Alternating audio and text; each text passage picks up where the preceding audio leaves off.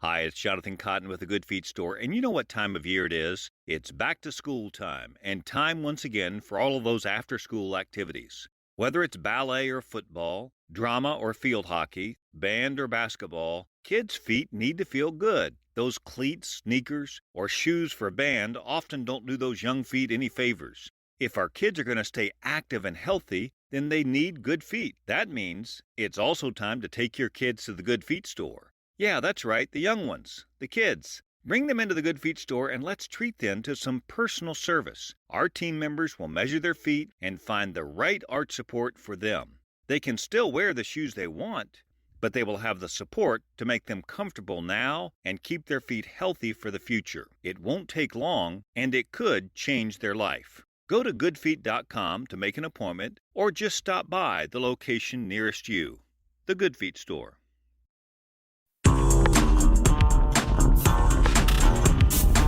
I know it's rubbish. Isms. Juxtapose. Didactic. Mona is rubbish. Mona is rubbish podcast. Hello and welcome to episode number 62 of Modern Art is Rubbish. Did you like that kind of... Was there a bit of a dramatic flair there, Tom, when I introduced the show? There's always dramatic flair when you introduce the show, Marcus. Yes. I'm actually, for people listening, if you're wondering you can hear traffic, it's because I'm back in Brighton. But of course, me and Tom, I'm sorry to say, Tom, you're not in my bubble. How does that make you feel? Relieved, is that all right to say? Yeah. Sorry, that was a bit harsh. For those of you that don't come from the UK, our government's made this wonderful idea called bubbles, and apparently in relation to the COVID virus, you can visit certain people as long as they're in your bubble, which means you nominate two houses which you can go and see. Or that's what I think the rules are, because it's about as clear as mud, really, isn't it, what the rules are? Yeah. So, yeah. Am I getting political again? Stop it, Marcus. No politics. Which is very hard, because we're now going to talk about two works that are dealing with politics and public health. Yeah, well, last episode we were talking about the dots on the American senators. And this week, do you know the artist Taxi Driver? Yes, I do know the artist Taxi Driver. Describe to the people listening who the artist Taxi Driver is, Tom, for people listening. He's an artist. He's a political artist. He's a political campaigner, an artist. And he sits in a taxi, doesn't he? He sits in a taxi. He does has a YouTube channel, and he does social media channels. Yeah. And he has Instagram, and he publishes paintings on Instagram every day. But this week he published a painting of the Houses of Parliament and all the MPs in it dressed as clowns. It was like a real image, and he'd coloured over the top and given them all clown faces. And I just thought, that reminds me of the last episode. Oh, did you see that, Marcus? No, I didn't. I'm going to have to check that out, and when I find it, I'll put a link to it on the website. Now that sounds pretty cool. Yeah. What did you think of it then, Tom? Please describe it for me. I don't like this. I just like to say I'm not happy, Tom. There's an artwork that you know about that I don't know about. First, I feel threatened. Yeah, it was really good. It was creepy, its realness was quite creepy, because it had all the, the Tory MPs all with clown faces on. Yeah. And knowing the artist Taxi Driver, because I follow him on social media, I know he was commenting about their policies and their views. Yeah. It was really good. Yeah, really funny. It was funny. And a little bit eerie. You know how clowns are a bit scary, aren't they? Oh yeah, they are. So they're just not funny, they can be. And as when Boris Johnson, who is the Conservative Tory Prime Minister, when he makes jokes, I very rarely find them in the slightest bit funny. As I feel about clowns, really, I very rarely find clowns funny. I like some of the imagery of clowns though, but that's not finding them funny. Yeah, no. Yeah. So nice imagery. I don't know what I'm saying now. I'm saying yes, no, but yes and no. But that's Artist Taxi Driver. We will, as I said, put links on the site when I find it. Is he called Mark McGowan or something? Is that right? Mark McGowan?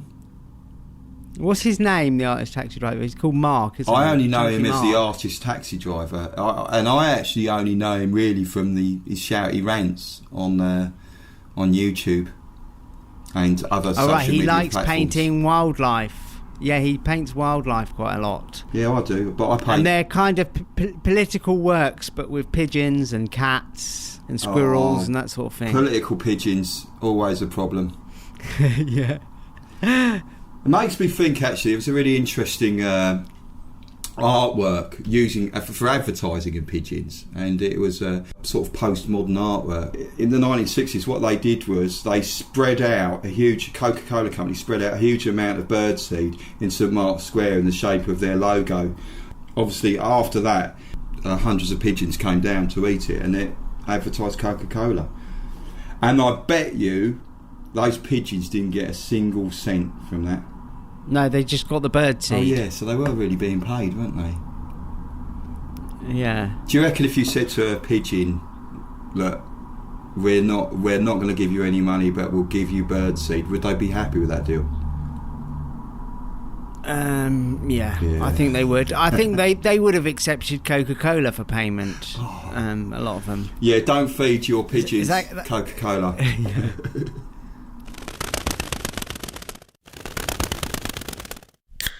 Right, so on to the first story. I mean, if it's not Trump, it's got to be Banksy, isn't it, Tom? Who's the other one we always talk about that I can't remember who we always talk about in shows?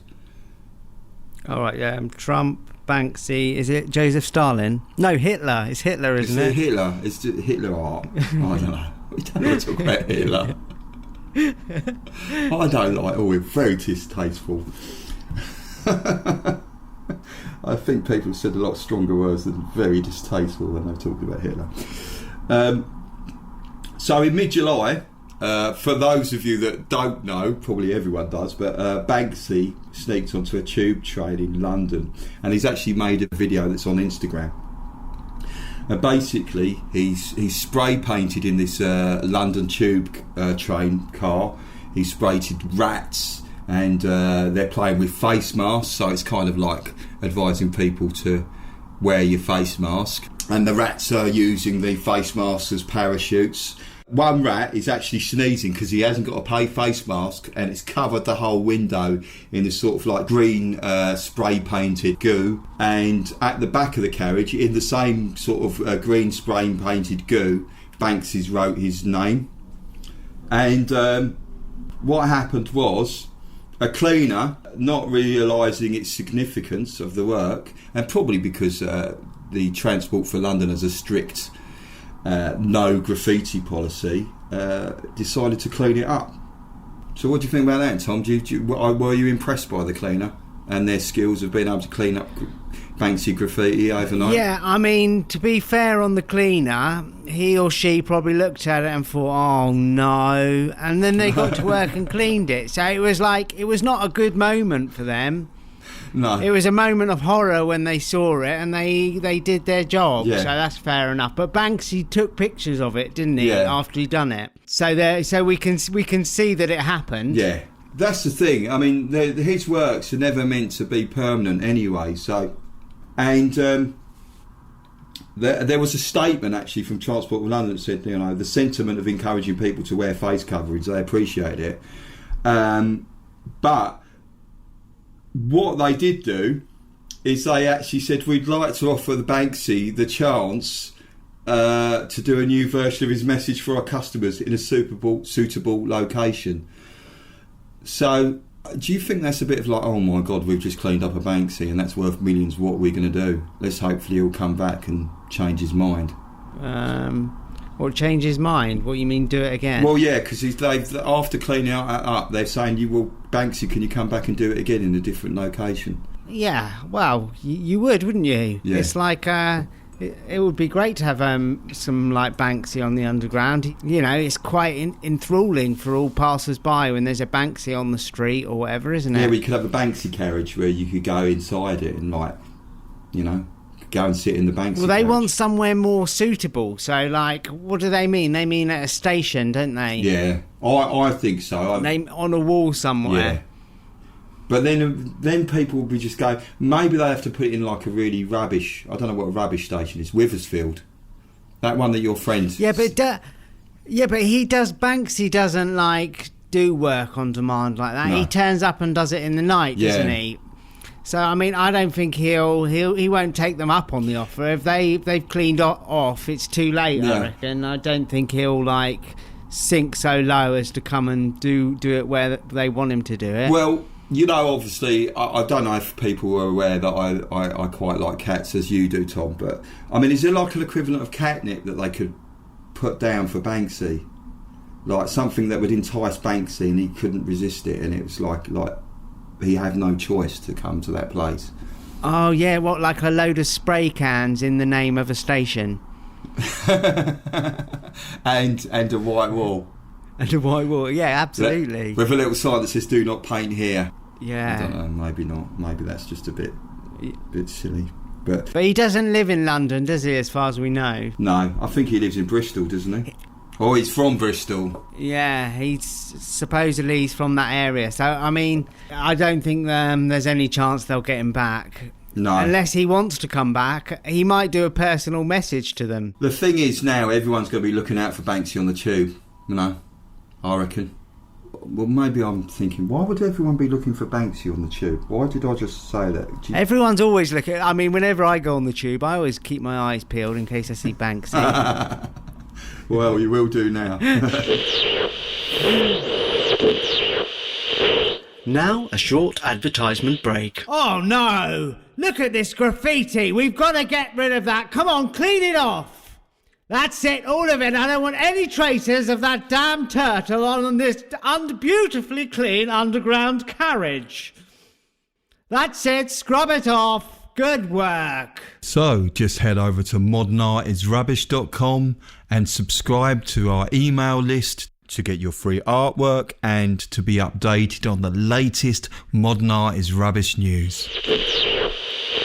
So, on to the final story, and again it does relate to permission and things being removed, and this actually took place in Bristol. Now, for those of you listening who are not from the UK, you may have heard us mention the fact that there was a statue that was actually pulled down during a Black Lives Matter protest of a rather distasteful slave owner called Colston, whose statue was pulled down during the protest, as I said, and it was chucked in the river, and it left there being an empty plinth. Now, what the artist Mark Quinn decided to do was create a statue of a Black Lives Matter protester, and he actually placed it on the empty plinth without getting permission from the council. Now, it's actually made out of resin, so it wasn't a full sort of standard bronze statue, and it shows a protester, Jen Reid, who actually during the protest climbed up on the empty plinth, put a fist in the air, and she worked on it with him. And basically the mayor, he wasn't happy about this, more to do with the fact that the tension it would cause again, but also to do with the fact that he felt that it should be for the people of Bristol to decide, because Mark Quinn is actually a London-based artist. But the thing was that the statue was just a temporary installation anyway, so it was only there to sort of like write and become a talking point as to what would go on the plinth, and it has now since been removed by the council. Wow, they've removed it already. Yeah, it's already gone. It didn't get very long. I actually think the council had no other option but to remove it. So we've got this like Bristol London thing running through these stories. Yes. So we've got Banksy going down to London and having his like art cleaned off, and then we've got Mark Quinn having his going down to Bristol and having his statue pulled down. Yeah, so do you reckon it's like a tit for tat, Bristol versus London? Maybe it is. Yeah. Yeah, what is going on there? We'll keep an eye on that. Well, yeah. Let's a rivalry go. Or let's stir it up. Next? Let's find every story, make it Bristol versus London. See if we can stir it. No, we didn't say that. We didn't stir. We're not stirring anything. That's very wrong. That would be to stir up rivalries between Bristol and London. Right. What, like you say, watch this space. So, that's it for the show this week, Tom. Anything else you want to add to the comment about the Bristol rival? Well, I'm wondering what they're going to do. They've got this empty plinth. Yeah. They put this statue on there, Mark Quinn's statue, and then they've just pulled it down, so it's empty again. Yeah, I think it'll be like Trafalgar Square. For those of you who are listening, Trafalgar Square has 4 plinths. One is empty. I don't know why, it just never got a statue on it. So what they do is they get artists to put various works on there, and they're there for a short period, like 4 or 5 months. Now, maybe they could do that. What do you reckon? Yeah, well, I think it's a shame they've taken this one down so quick, because it's quite a moment, wasn't it, pulling down the statue, and it's quite interesting they put a protester up there. It was quite a nice artwork to put up there, even temporarily, but it was very temporarily, wasn't it? How many days was it up? I don't think it was up for more than about 2 days. It was really quick.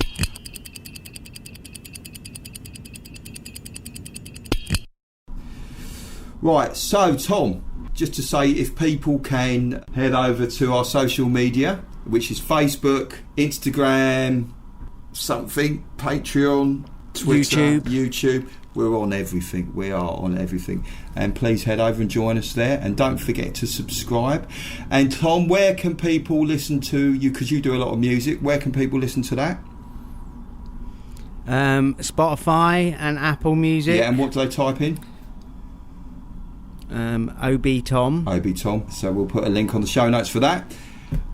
So it's just buyers then, Tom. Well, what about the London Underground? Maybe our listeners could go and do some spray painting on the London Underground. Tom, you're trying to lead our listeners astray. Please don't. I'm worried. Okay. I'm concerned. Oh God! Now I'm thinking, my God, I don't trust our listeners enough not to go and start spray painting on YouTube. I'm sorry, listeners. I apologise. Yeah. Yeah, I'm not sure. Well, maybe they could like spray paint something helpful. Yes. On the London Underground. Modern art is rubbish. Listen to modern art is rubbish. Yeah, or down with the patriarchy. Yeah, they're all good messages, aren't they? All good messages. But officially, we are not encouraging you to do that, should anyone decide to do that. No, surely we should encourage people to do that. No, like officially encourage. The official modern art is rubbish policy is listeners should not spray paint on the tube. Yeah. No, I'm sorry. Okay. What about on things like Buckingham Palace? Buckingham Palace, at your own risk. At your own risk. Yeah. All right, so it's just buys then. Buys then. Buys then. Buys. Bye, Sven. Bye, Sven. Bye, Sven. Bye, Sven.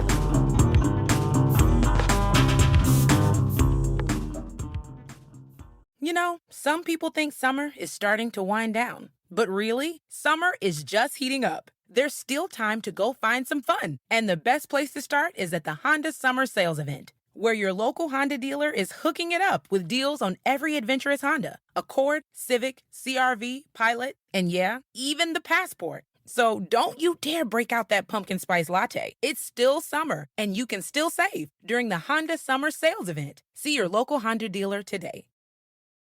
You might have noticed a change in your neighborhood lately. Yep, Sprint stores are now T-Mobile stores. Now that Sprint is T-Mobile, you get more coverage, value, and benefits than ever before. We've invested billions to bring our 5G from big cities to small towns across America. And great coverage is just the start. From high-speed mobile hotspot data to weekly deals and giveaways, our customers get tons of great benefits. Head to your new T-Mobile store to learn more. Qualifying service and capable device required. Coverage not available in some areas. Some uses may require certain plan or features. See T-Mobile.com.